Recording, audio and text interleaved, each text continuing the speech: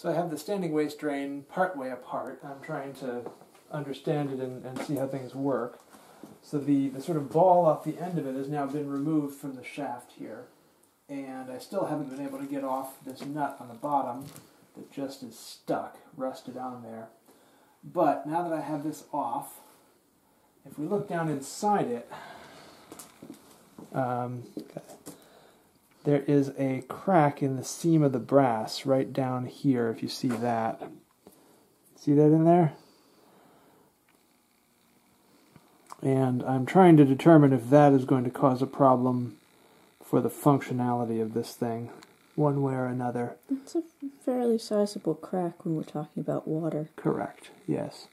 And I'm trying to understand it. It also looks pretty regular. It looks direct, like, it's down a seam in the brass, or maybe it was intentional. I don't think so. No, that's a crack. I think what it looks like to me is it looks like, because it's a drain, there was water left in it when the house was abandoned, and then it froze because we're in Iowa and the winters get to -20. That certainly could have happened, Certainly could have happened there, that crack.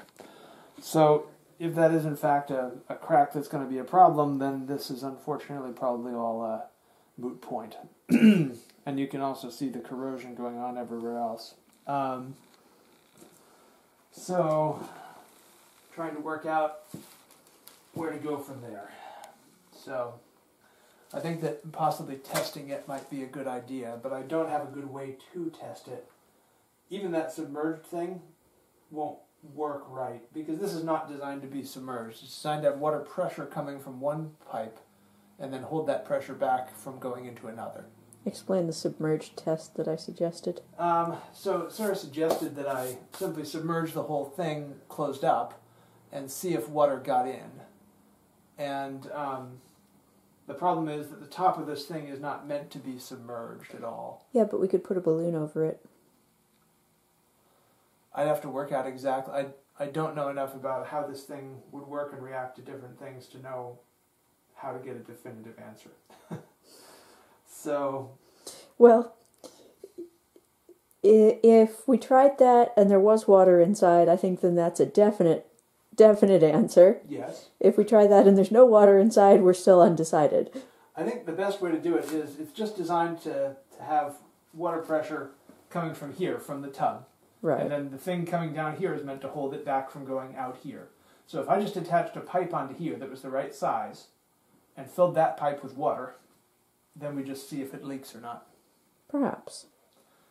The only trouble there is I'd have to clean up that whole thing there, which is a bunch of work to try to do and all, but I need to do it anyway.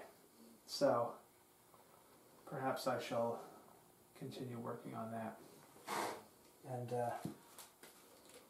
then try to see, also if the threads don't match on the new nuts, it's also a moot point, because I wouldn't be able to get new replacement nuts for a weird thread count. And explain about that. So basically in 1915 they standardized the threads on everything for plumbing. This was made in 1908. So pre-standardization, meaning that we are not sure whether the current plumbing standard 1.5" nut will fit onto that or not. And I'm going to have to clean up all the junk that's in those threads before I can even try. So we will see how far I get. We eventually established that the crack in the original standing waste drain had unfortunately rendered the original inoperable. It was no longer watertight and therefore no longer really worked. So we had to order a new one. While we waited for the new one to arrive, Gabriel worked on setting up the shoe and making sure everything was watertight. So down here you can see the stub coming up for the tub drain, and that is the original lead drain pipe that it is connected into down there.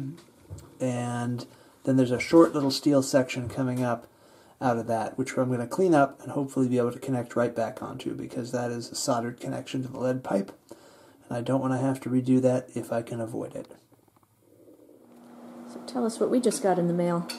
So this is the new shoe for the bathtub drain, all brass here, and hopefully I can clean everything up and make it fit and set it in there with some plumber's putty, because I don't think that this rubber washer is going to seal it as well as I would like. And hopefully this bit is long enough to reach the standing waste drain once it arrives. So I can definitely move that tub a little bit, so I can shift things around to make everything reach. But this is going to be what's going to actually let our water out of the bathtub. So there is a rod that goes through this tool to allow me to turn it more easily. This one? Yes, that one.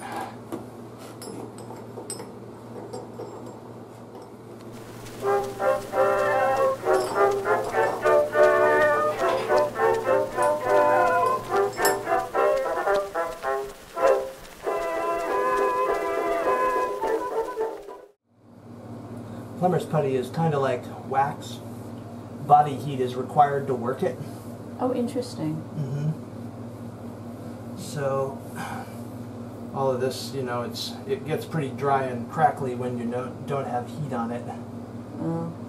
It's 99 degrees today. I don't think it's that hot, is it? That was what it was predicted to get today. Really? Wow. Yeah. That's hot. Yeah. That's way too hot. Well, yesterday it was 89, and with the humidity, it was supposed to feel like. Yeah, the weather report said it felt like 99. I certainly thought it did. Yes, I think it did too. So the good news is, there's our wonderful drain pipe now. Brass. Yay. Uncorroded. Yay. Uncorrupted. Yay. Now the only difficulty is going to be, is it at the right height for the standing waste drain when it comes, or am I going to have to raise the tub? And the big question is, will it be functional? Oh, that's also going to be a good question. That's the big $1 million question. Well, luckily that I can sort of test here. I can test to see whether the drain will leak there by putting a bowl under that thing, or a tray, and then putting some water down and then tilting this up again to see if water came out under the tub.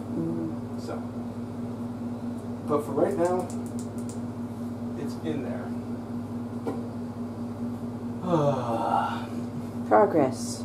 Progress is important. I'm hoping that the standing waste drain shows up later today. Good job, my dear. Thank you. When you want a small project, you could take off that dorky 1960s soap dish thingy. Yes.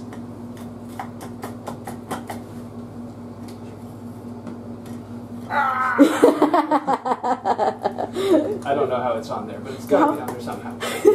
How many different tools did you have for installing the shoe, and you're trying to pull that off with your bare hands? Because there's no obvious tool hole for anything, so I assumed it was clipped onto something, but not. Why is nothing ever easy? I just hit it with a hammer until it gives in. It won't be long. So here I am now testing the shoe, the seal of the shoe into the tub. So I have put a cookie sheet under the tub, for which of course we have to lift the whole thing up because it's a pedestal tub. Technically I put the cookie sheet under there. Technically, and I lifted the tub. You lifted the tub, which was the hard part. And I put a little bowl behind the pipe of the shoe because it's not currently connected to anything. And I put a rubber plug in here. And now I put a little bit of water into the tub. And the question is now, if I leave it there for a while, will there be any leakage through the seal of the shoe onto the cookie sheet under the tub? This is the question. So I will leave it there now for, an hour, two, something like that. We won't make you watch the whole hour. We won't make you watch all that.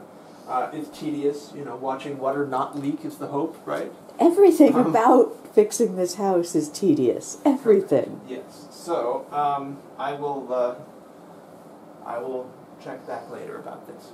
Is that I had a little bit of water backed up in there and let it out the drain eventually, and this cookie sheet was underneath to see if there were any drips, and there was not a single drip, though I did set the tub down on it as it was coming out and sort of crimped the cookie sheet, but this was my utility cookie sheet that I had already used for protecting pipes in the basement, so it's probably not being used for cookies anytime soon.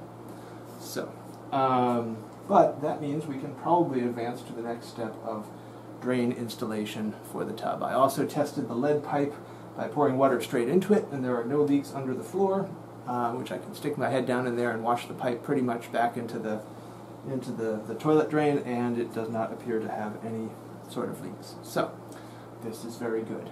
This means, hopefully, we're one step closer, maybe 2 steps closer, to having a functional bathtub.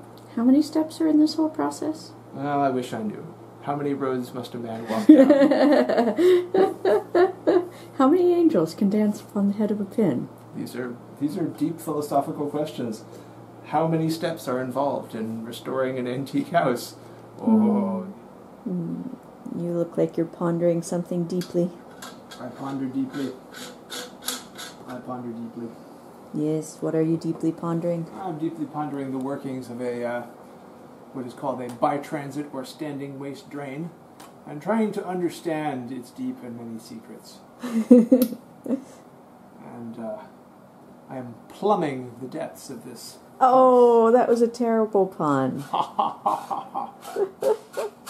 They gave me some cryptic advice with this, which is that all metal-to-metal contacts that are exposed to water should have thread sealant on them, but not tape, and all the ones that have washers should go together dry. Okay. So, I'm expecting this to see what connections have washers and what connections do not. I take it it's not inherently obvious?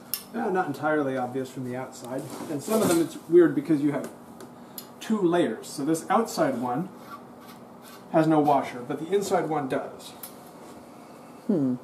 So, just trying to identify all the various bits and pieces and see exactly how it's going to work. And I have to work out how this functions.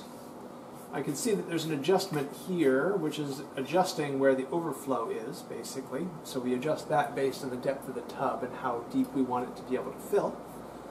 That's going to be sort of fun. But there's a lot of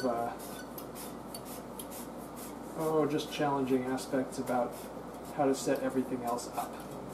It's going to be a little bit challenging. So we'll see what we can do. Can I help? Yes. Got the tub into the right position to get the drain at the proper distance into the standing waste drain, and then we had to make the standing waste drain stand up straight because it's only plugged into about this amount of stub coming off the lead pipe, and so there's nothing really to hold it straight except for the tub drain itself. And so now it's properly positioned, the tub is almost straight with the wall, and it makes the standing waste drain actually straight. I had to flex things around to actually get the tub drain connected to it, and now I'm about to tighten everything up and hope that it's going to seal up and not leak anywhere. So, here we go. I barely have wrenches large enough to handle this. And the ones that are large enough don't fit very well in the space. Correct. If at all, you know. I believe in you. Yes, thank you. That's helpful. We know from 1980s cartoons that that's all it takes to accomplish anything in this world. Well, and J.M. Barrie. Don't forget J.M. Barrie. True. True. I believe in fairies. That's right. I believe. Clap, clap. I can't clap when I'm holding a camera. What is the sound of one hand clapping for fairies? It's quiet, but it's there. Yes.